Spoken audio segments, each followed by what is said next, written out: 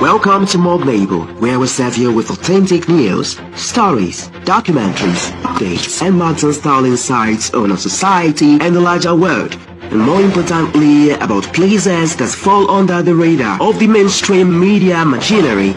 We invite you to embark on this exciting journey of enlightenment with us. Morganable, your vehicle of enlightenment. So, for clarification, your name and designation, sir? I'm Professor Bengari Bisala. I'm a fellow of the Nigerian Society of Engineers, a fellow of the Nigerian Institution of Engineers, a fellow of the Nigerian Institution of Water Engineers, and a fellow of the Academy of Engineering. I'm the Vice Chancellor of Federal University of Technology and Environmental Sciences in Ekiti. All right, sir. What is the purpose of this event and what is the significance to human environment and building construction? Is to draw attention of the general public to the issues of building collapse. They are happening everywhere. And if care is not taken, it's going to happen here also. The places where these building collapse are happening in very large amounts are places where we have high rise buildings. Ekiti also is attracting a lot of attention of people who are coming here. And if you can see, there is now an increase in high rising buildings. If care is not taken, some of those things you are reading and we are reading in the newspapers and hearing radios and television of building collapse in rivers, killing so number of people, building collapse in Lagos. Now, we have to be very careful here. This is a national issue anyway that we should do all around, and we are doing Ekiti, they are doing other places, so that people will know that this is avoidable. How is it avoidable? Avoidable because if the right kind of people handle your building project for you, especially high-rise, I'm not talking of bungalow. Bricklayers can even do bungalow, anybody can do that. But the more story buildings you have, then if people patronize quacks or the wrong people, they have the price to pay. This is the essence of what we are doing. We have gone beyond this. I remember a few years ago, through the head of service and some people in government, we said that the town planning office should begin to have civil engineers or structural engineers so that they can begin to check drawings and check around some of the buildings that are going on. Because if we are not proactive, there will be issues there. And thank God, government has employed, I think, 2 or 3 civil engineers that are there now that are trying to oversee things. But we need this to let people know that the business of high-rise building belongs to the civil engineers majorly because of the structural elements. And what's the admonishment to people selling house materials used in building houses? You know, there are some people who are selling fake products, expired products. What steps is the government taking or is the body taking to curb this? Yes, the people doing it, they know what they are doing. They know they are killing people. They know what they are doing is detrimental. If we keep advising them, they are not going to listen. They are already deaf. They are already dumb. They are carried away by what they are going to gain and not by the lives and the economy of people who are investing into all of these things. To me, it's government that has a very great role to play. Those days, there used to be Standard Organization of Nigeria. And I think they have to firm up in such a manner that people who are importing materials to Nigeria, there must be specifications and to be met. And not only them only, even people who are manufacturing all around us, there must be a kind of monitoring to ensure that they meet the standard. But more importantly, I want to challenge our engineer and my colleagues that are here, because that is what I do in my practice, is that you cannot just buy and use anything that you see in the market. Part of engineering practice is to do the right kind of laboratory test. It has happened to me before. I wanted to build a high-rise building. I was a consultant. And what happened was that the reinforcement that I bought, 60 bar for the columns, I took sample. I took it to the laboratory. I discovered that the strength was far less than what should be there. What was my solution? I used more bars than I should have ordinarily used. The implication is that the client is going to pay more, but is sure of his building. So engineers will ensure that they carry out the right kind of laboratory test. If people are not buying the fake things, it will soon fizzle out from the market. Thank you, sir. Thank you. My name is Samuel Ogundari. I'm an engineer by profession. I'm the chairman, Nigerian civil engineer in Ekiti State. Today we are out to campaign against building collapse in the state. This is the second of its kind. Last year we had a walk also like this. Actually, this activity is going on in the 36 states of the nation, and with one voice saying no to building collapse. That's why we are here.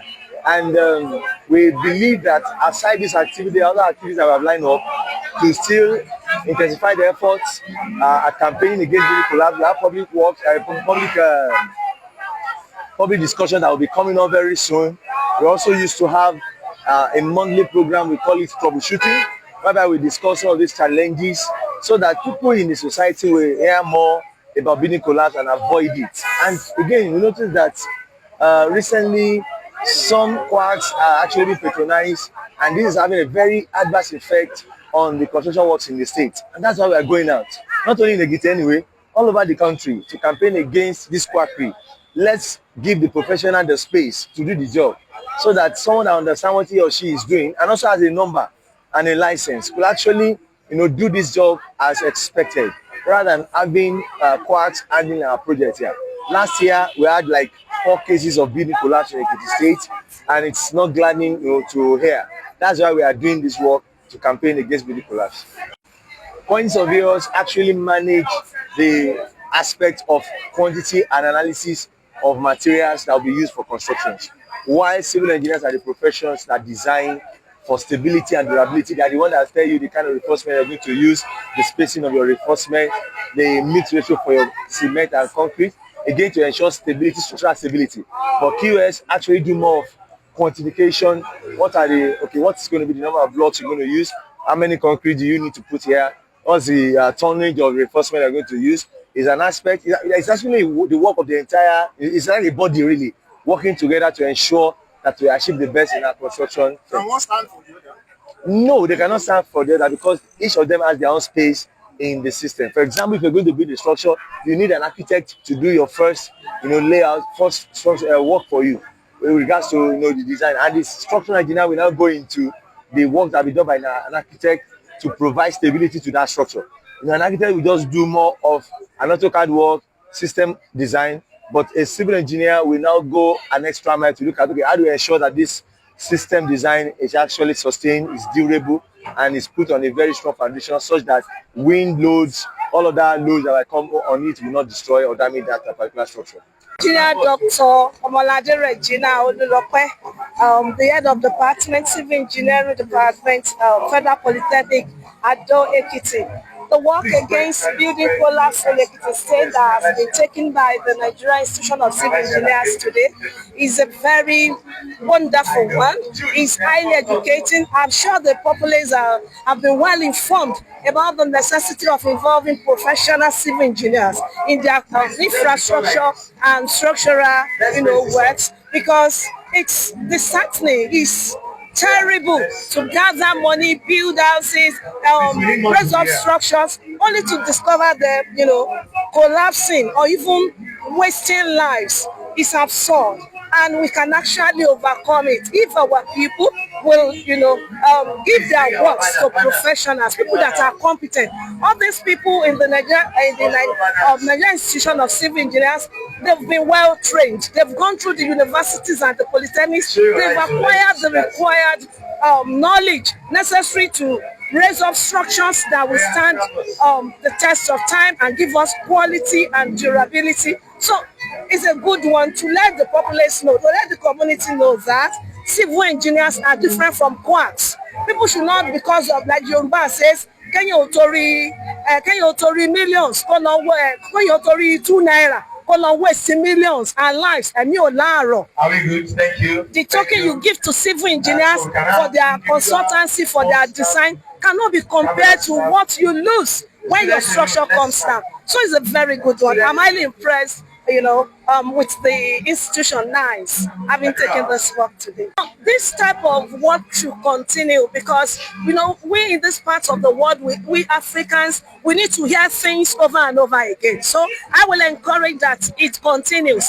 Now, maybe we stage it 3-4 times a year so that it will be well driven into the people's ears. And civil engineers should not give up. We must not give up this work to quacks, to people who are just sycophants, who are just, I don't know, let me call them destiny wasters, resources wasters, who just patronize themselves as engineers, whereas they do not have the required knowledge, they do not have the expertise. So civil engineers should not give up. We should continue with our good work and continue to make our work known to the public. Welcome. And I want to implore us to join in ensuring that the program is successful. Though we are certainly not due to the problem here, but at the national. But there is nothing we can do about it, but to at least cooperate and ensure that it's a success in the Ekiti State. If you say you want 16 mm, they will give you 10 mm. So all these things contribute to building collapse. And we call on the standard organization of Nigeria to make sure that 12 is 12. Measurement is the same everywhere. If it is 12 mm, if you put your measuring instrument, you will get it. So go to the sawmills. When they say it is 2 by 2, you don't have 2 by 2. When it says it's 3 by 4, you don't have it. So all these things, all the measurements have been reduced. So we want to call on people to make sure that things are done to specification. If it is 3 by 4, make it 3 by 4. If it is 12 mm, make it 12 mm. Thank you very much. Thanks for watching us today and for joining us on our journey of enlightenment. Morganable, the vehicle of enlightenment.